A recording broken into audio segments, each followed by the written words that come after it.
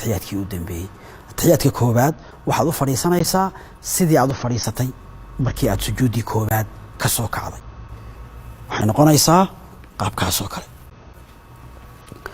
atixiyaadka dhexe markaad ka soo kacdo sujuuddii labaad ee ragcadda labaad saasaad u fadhiisanaysaa. lugtaadii midig way taagan tahay, faraheediina xagga qiblada ayay u jeedaan.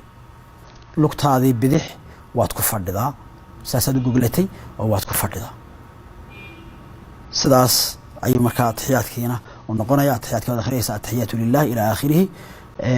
salligana nabiga calayhi salaatu wasalaam waad raacinaysaa allahuma salli calaa muxamed.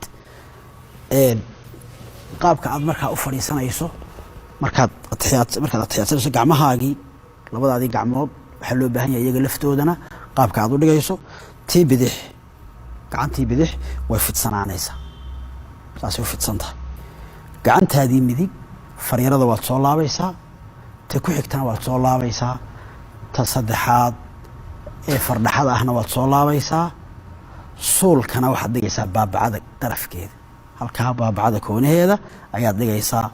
murdisadana waad fidinaysaa oo iyada ma soo laabaysid. saas ayaad ahaanaysaa intaad atixiyaadsanayso. tani way fidsan tahay, tanna waa sidaas. haddii aad suulka iyo fardhaxada isku qabatay oo saa tiraahdid iyadana caadi weeyaan, oo nabiga calayhi salaatu wasalaam waa laga soo wariyey.